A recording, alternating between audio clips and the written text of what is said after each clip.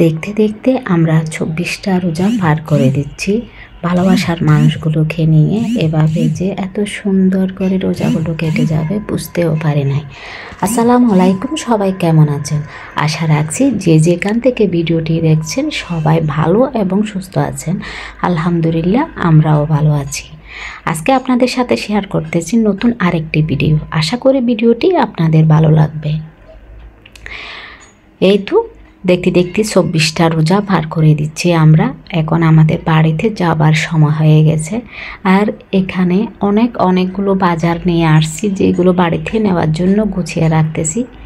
যেহেতু আমাদের বাড়িটা গ্রামে, পাশে তেমন দোকান নাই, একটু দূরে গিয়ে দোকান থেকে বাজার করতে হয়, তাই এখান থেকে যা কিছু লাগে সব কিছু গুছিয়ে নিয়ে যেতে হয়।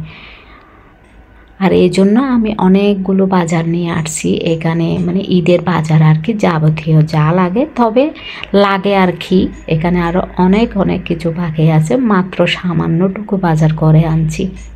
আর এগুলো এখান থেকে যদি গুছিয়ে না নিই তাহলে বাড়িতে গিয়ে একটু সমস্যা হয়ে যায়, কারণ এক জায়গা থেকে অন্য জায়গায় গিয়ে ঘর ধোয়ার, পরিষ্কার, ঝাড়া মোছা করা এবং আমাদের জন্য রান্না বাড়া, ইফতারের আয়োজন, এসব কিছু করতে গেলে সব কিছু একদিনে আমাদের অনেক বেশি কষ্ট হয়ে যায়। তাছাড়া রোজা রেখে তো সব কাজ একসাথে করা যায় না।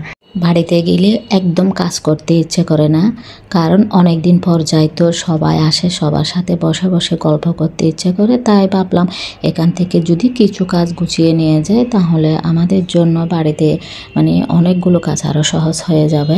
এখানে মুড়িগুলো আমি ছাঁকনিতে ভালো করে ছেঁকে নিচ্ছি, কারণ এগুলো তো যদি ভালো লাগে তাহলে খেতে অনেক বেশি সমস্যা হয়। আর সবাই মনে করে যে আমরা বাসা থেকে যাই অনেক বেশি আনন্দ, আসলে অনেক বেশি আনন্দ লাগে। তবে আমি মনে করি দুটা না, অনেক বেশি খারাপ। কারো যারা যে জায়গায় আছে সেই জায়গায় থেকে ঈদ করলে তাদের জন্য ঈদটা অনেক বেশি সহজ হয়, সব কিছু আগে থেকে গুছানো থাকে। আর আমরা তো গিয়ে গুছাই আর কি। এই তো এখানে চনাগুলো আমি ভালোভাবে পরিষ্কার করে নিচ্ছি। এগুলো যদি পরিষ্কার না করে ভিজাতে দিই তাহলে এখানে অনেক ময়লা থাকে, আর এই ময়লাগুলো মানে দেখতেও ভালো লাগে না, খেতেও অস্বস্তিকর। তাই আমি ভালোভাবে বেছে নিচ্ছি।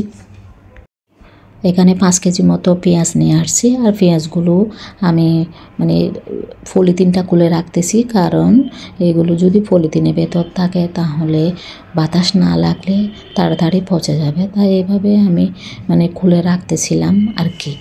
বেসন আনছি, বেসনগুলোও ভালোভাবে আমি পরিষ্কার করে নিচ্ছি ছাঁকনিতে করে।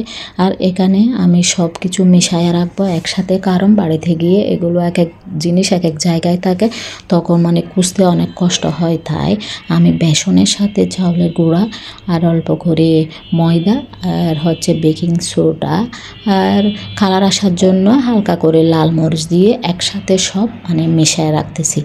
আর মিশায় রাখলে বেগুনি বানাতে একদম সহজ হবে।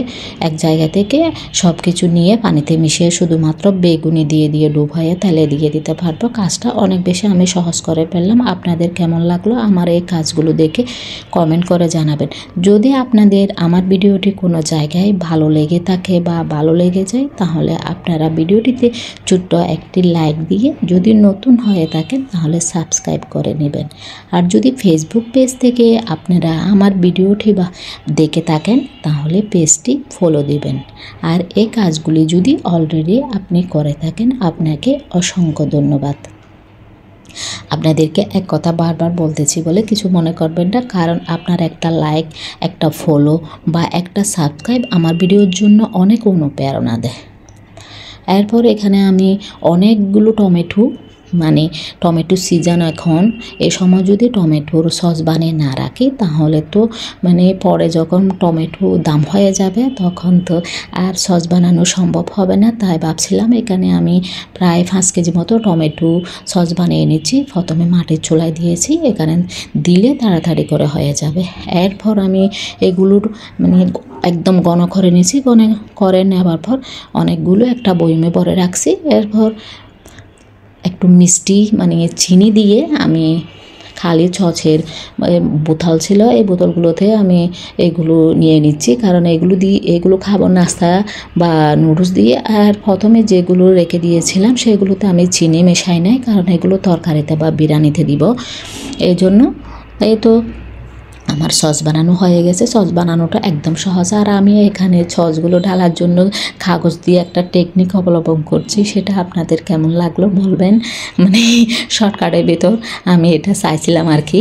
আর তো মানে কোনো মাথায় বুদ্ধি আসতেছে না, শেষে চিন্তা করলাম একটা ক্যালেন্ডার থেকে কাগজটা কেটে নিয়ে আমি এইভাবে সসগুলো ঢেলে নিচ্ছি। এটা অনেক সহজ, তাই না? কি বলেন আপনারা? আমার কাছে তো অনেক অনেক বেশি সহজ লাগতেছে। আর সসগুলো খেতে অনেক অনেক বেশি মজা হয়েছে, কারণ এগুলো দেখেন আমি কীভাবে ঘন করে ফেলছি।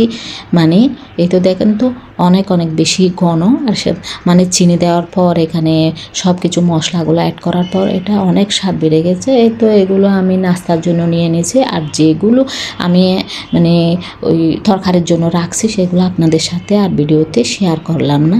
আর এদিকে আমার বেবিগুলো আসছে। আমার বেবিগুলো হাসি দেখলে যে আমার মানে সারাদিনের কাজকর্ম ক্লান্তি সব কিছু দূর হয়ে যায়।